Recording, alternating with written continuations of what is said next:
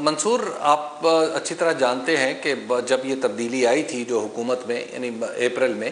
تو اس وقت سے بھی یہ بات کہی جا رہی تھی اور بڑے تواتر سے کہی جا رہی تھی کہ اس تبدیلی کے لانے کا ایک آبجیکٹو اس تبدیلی سے ہے جو نومبر میں ممکن ہے اور رونما ہوگی۔ ابھی حال ہی میں امریکہ میں ایک بیان میں جب کہا گیا، جب جنرل قمر جاوید باجوہ نے یہ کہا کہ وہ اپنی مدت ملازمت کی تکمیل کے بعد سبکدوش ہو جائیں گے اور اس میں کوئی ایکسٹینشن نہیں ہوگی، اور پھر اپریل میں بھی انہوں نے یہ کہا، تو اپریل میں اور ان کے تازہ بیان کے درمیان بھی کافی ساری آپ یوں کہیے کہ افواہیں بھی چلتی رہیں، بہت ساری اسپیکولیشن بھی ہوتی رہی۔ تو اب چونکہ انہوں نے خود کہا اور واضح انداز میں یہ کہا، تو اس کے بعد سے صورتحال میں ایک جوہری تبدیلی آ گئی ہے۔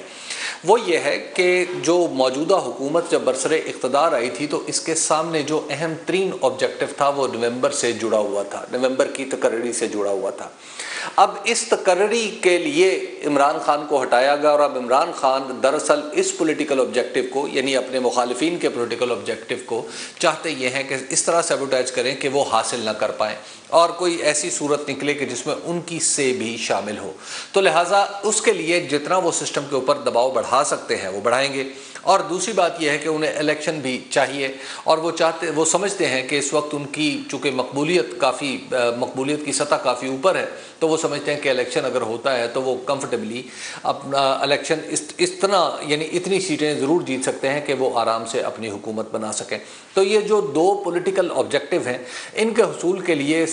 یعنی ان کو لگتا یہ ہے کہ موجودہ حکومت کو دباؤ میں لانے کا بہترین راستہ جو ہے وہ لانگ مارچ ہے۔ اور لانگ مارچ کا آپ دیکھ لیجئے کہ ابھی صرف انہوں نے یہ بات مسلسل کہنا شروع کی ہے، وہ کبھی کہتے ہیں فوراً بلا لوں گا، کبھی وہ حلف اٹھوانے لگتے ہیں، کبھی کچھ اور کرتے ہیں۔ تو اس کا نتیجہ کیا نکلا ہے؟ اس کا نتیجہ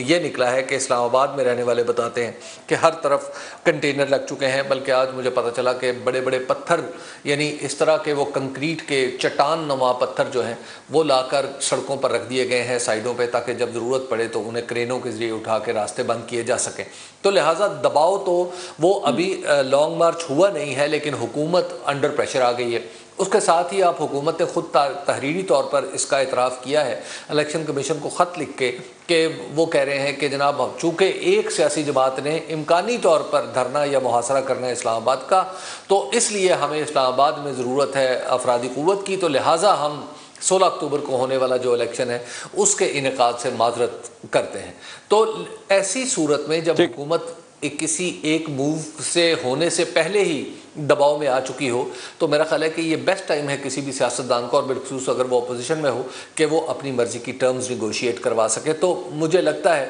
کہ لانگ مارچ جو ہے، یہ لانگ مارچ، اس میں بہت ساری باتیں جن کی طرف آپ نے اشارہ کیا ہے بیہائنڈ دا سین، اگر وہ حکومت کے اوپر اتنا اثر انداز ہو رہا ہے تو حکومت کے ان اجزائے ترکیبی پر بھی اثر انداز ہو رہا ہوگا جو بظاہر نظر نہیں آتے، لیکن بہرحال اس سسٹم کے پشتی بند ہیں۔